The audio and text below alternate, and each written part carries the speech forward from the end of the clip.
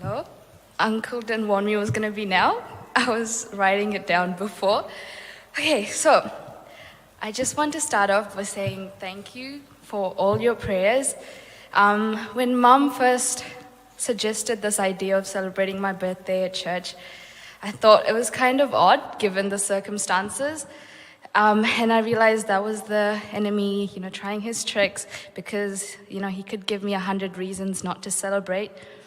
But I remembered this story. When I was a teenager, my mum was on the verge of losing her job, or there was some sort of drama. And I remember just feeling really, really sad.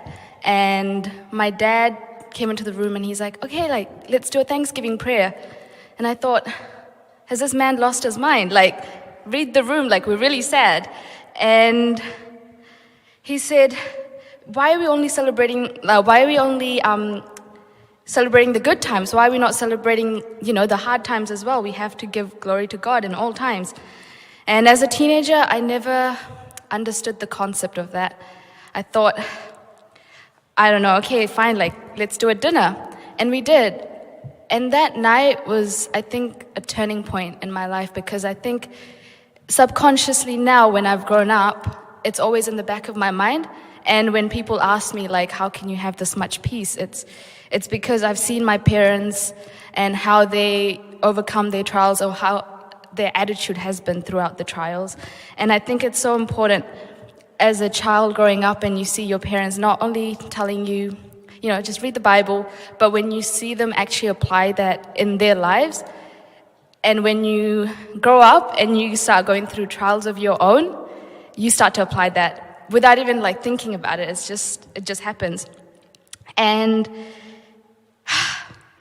now when I've grown up, I come across verses like Romans 5:3-4, where it says, not only so, but we also glory in our sufferings, because we know that suffering produces perseverance, and perseverance character, and character hope.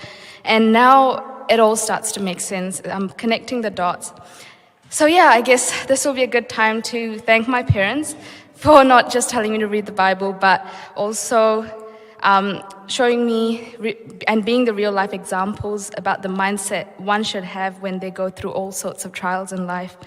And next, I want to thank all of you guys for your prayers and support throughout the last few years, especially.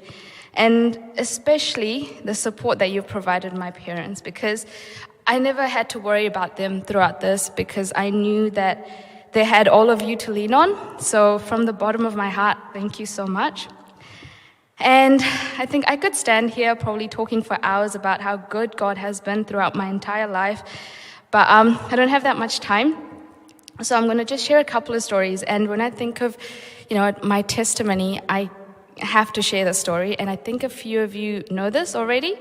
But basically, when I got diagnosed with this kidney disease in 2017, I got discharged from the hospital, and I remember just being so scared because I didn't know anybody that was going through any kidney issues, and we've never had it in the family, and I didn't know who to turn to. So I remember just crying and praying to God, and I just remember saying, God, give me a sign that you're listening. Why is this happening? And I just kept praying, and I think it was maybe a couple of days later, I was going back to work, and I started work late because my manager said, just come in for a few hours. And I was like, okay.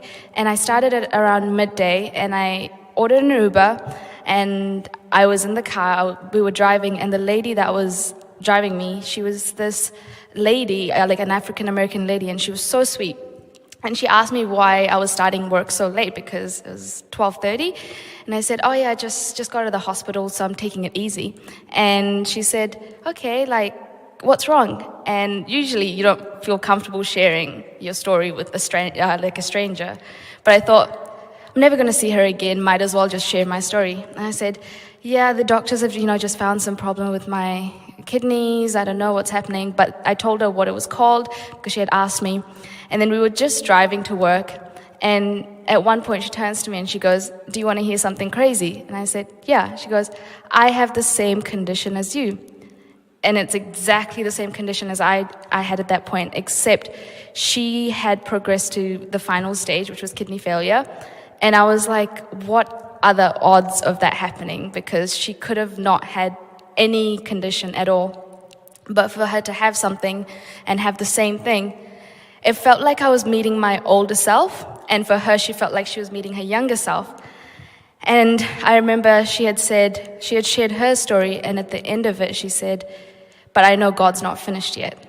And it just felt like God was speaking through her. And so now when I find myself quite low at times, I just remember that's like the first thing that comes to me. It's always God's not finished yet. And I think that just keeps me going as well. And I recently heard that, you often go through rough times in life because God uses that to help somebody else out. And that's what she did to me. And that's what I hope I can do to someone else. And another one has been a story from last year, because I think last year has been the roughest year of my life.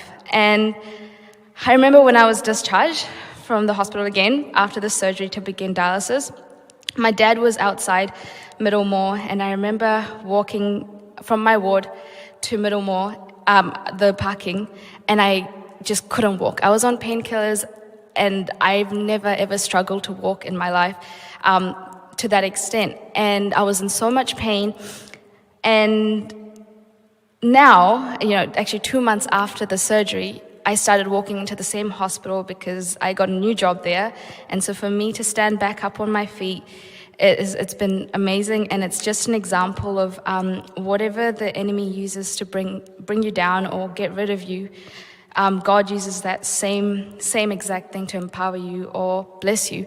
And yeah, these are the two stories I'll probably share for now. But I know today is like the birthday celebration, and like we're all celebrating, but this is just an example of just celebrating through the battle, because it's not done yet. Like I'm still in the middle of a storm, but my family, how I've seen them celebrate through the tough times, that's what's completely helped me. And my friends till this day don't understand how I'm able to have this much peace. And all I can say is it has to be your prayers, and this is just the power of prayer, because for the last couple of years I've prayed, and the only thing I asked God was, regardless of what the blood test report said, whatever the doctor says, anything, just give me peace and joy. And I think it's kind of nice to hear Paulina say that, because that's just God working. And yeah, his presence is so evident in my life, and I'm so grateful. And yeah, thank you guys once again. I don't think I can thank you enough. So thank you for this time.